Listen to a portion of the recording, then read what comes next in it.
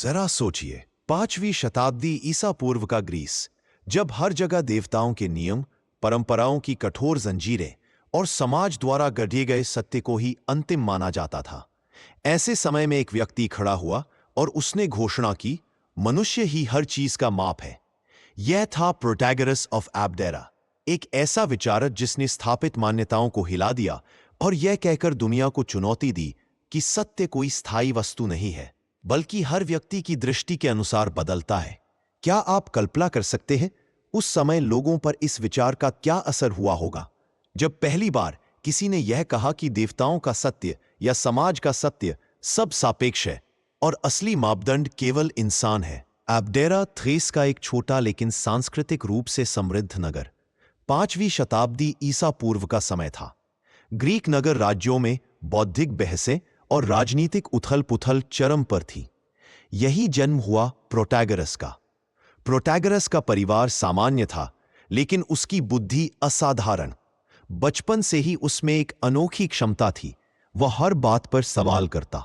जहां दूसरे बच्चे अंधविश्वासों को मान लेते, प्रोटैगोरस पूछता, क्यों, क्या यह सचमुच ऐसा है या लोग बस ऐसा मानते हैं? अबडेरा का वातावरण भी उसकी सोच के लिए उपजाऊ था। यही नगर था जहां डेमोक्रिटस जैसे महान दार्शनिक रहते थे, जिन्होंने परमाणु सिद्धांत दिया। इस बौद्धिक माहौल ने प्रोटैगोरस की दृष्टि को और भी तेज किया। कहते हैं कि एक बार प्रोटैगोरस अपने कंधे पर लकड़ी का भारी बोझ उठाकर चल रहा था। उसी रास्ते से गुजरते डेमोक्रिटस ने उसकी चाल और बोझ उठाने की तकनीक को देखा और कहा, यह युवक केवल ताकतवर नहीं, बल्कि इसमें समझ और तर्क की गहराई भी है।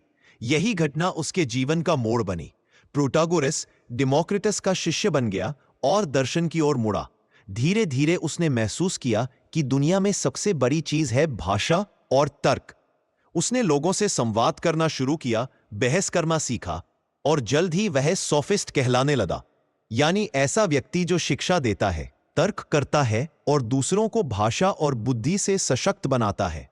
प्रोटैगोरस ने जब अबडेरा छोड़ा और ग्रीक नगर राज्यों की यात्रा शुरू की, तो उसने महसूस किया कि हर जगह लोग अलग अलग कानून, परंपराएं और आस्थाएं मानते हैं। एथेंस में लोकतंत्र था तो कहीं और राजतंत्र। एक नगर में कोई प्रथा पवित्र मानी जाती थी तो दूसरे नगर में वही चीज तुच्छ या अपराध समझी जाती थी। यही से उसके मन में यह गहरी समझ बनी, सत्य और न्याय कोई एक सार्वभौमिक वस्तु नहीं है, वे समाज, समय और व्यक्ति के अनुसार बदलते रहते हैं। यानी जो एथेंस में न्याय है वह किसी और नगर में अन्याय हो सकता है, और जो एक व्यक्ति के लिए सही है वही दूसरे के लिए गलत हो सकता है।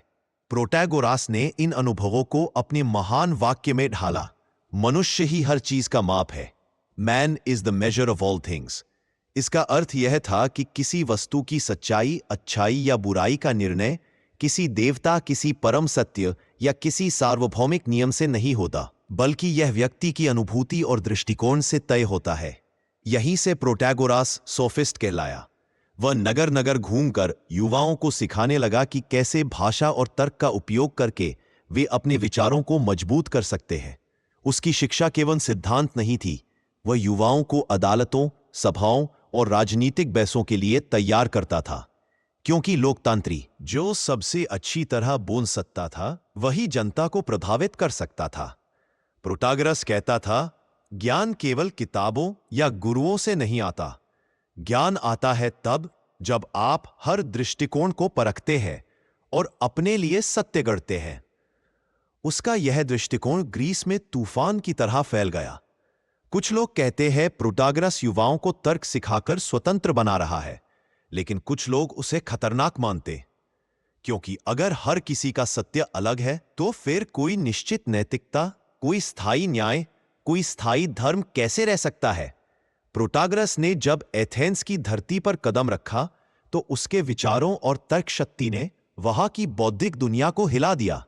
एथेंस उस समय ग्रीस का हृदय था, लोकतंत्र का केंद्र, कला का नगर और दार्शनिक बहसों का गढ़।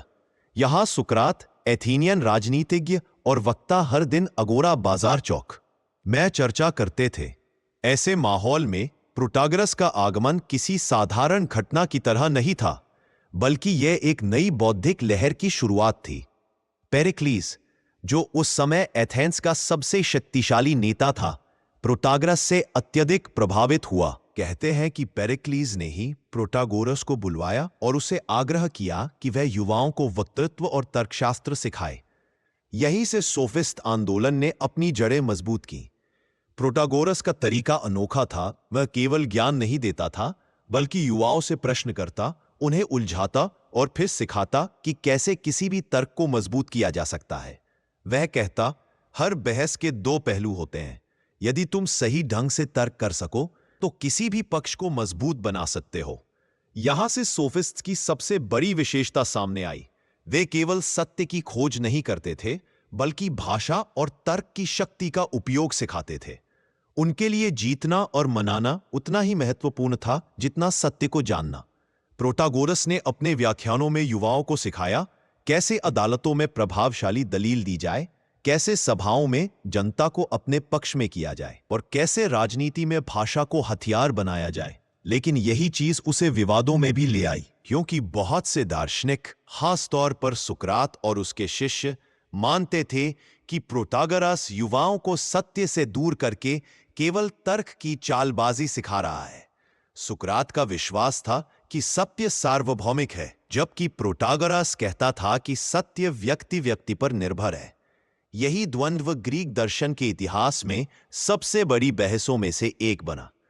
प्रोटागोरस का सबसे बड़ा योगदान यह था कि उसने मानव को केंद्र में रखकर दर्शन की दिशा बदली।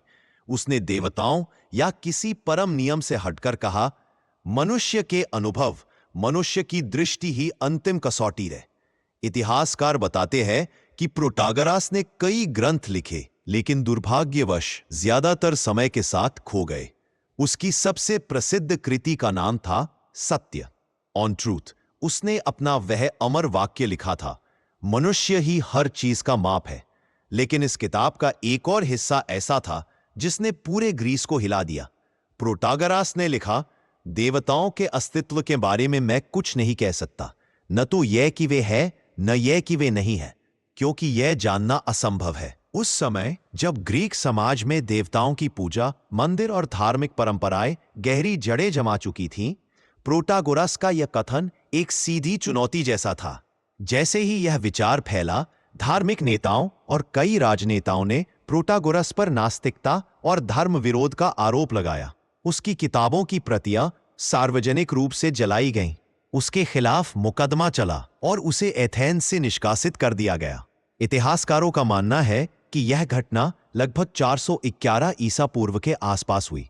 कुछ स्रोत कहते हैं कि मुकदमे के बाद प्रोटागोरस एथेंस से भागकर सिसिली चला गया, जहां समुद्री यात्रा के दौरान उसका जीवन समाप्त हो गया।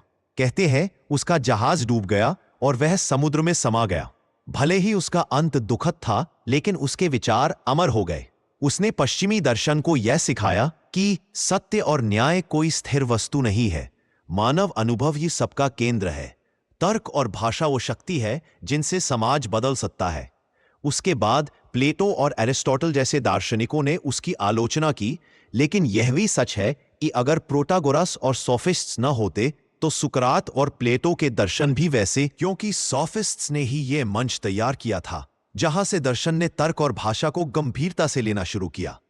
अब कल्पना कीजिए, एथेंस के बाजार में खड़ा प्रोटागोरस अपने शिष्यों से कह रहा है, सत्य को ढूंढना मत, बल्कि उसे गढ़ना सीखो, क्योंकि तुम्हारे शब्द ही तुम्हारी दुनिया बनाते हैं। यह आवाज आज भी समय की गलियों में गूंजती है। इस ज्ञान यात्रा का हिस्सा बनने के लिए आपका दिल से धन्यवाद। आपने अपने समय को ज्ञान और विचारों की गहराई को समर्पित किया। यह आपके सीखने के जुनून और सच्ची जिज्ञासा का प्रमाण है। हमें गर्व है कि आप जैसे श्रोतागण टोटल फिलॉसफी परिवार का हिस्सा हैं। अगर आपको यह प्रस्तुति पसंद आई हो तो कृपया इसे लाइक करें, अपने विचार कमेंट में साझा करें और इस ज्ञान को औरों तक पहुंचाने के लिए शेयर करें। और हां, नए नए दार्शनिक विचारों और ऑडियो बुक्स को सुनते रहने के लिए हमारे चैनल टोटल फिलॉसफी को सब्सक्राइब करना न भूलें। आपके साथ इस यात्रा को और आगे बढ़ाने की प्रतीक्षा रहेगी।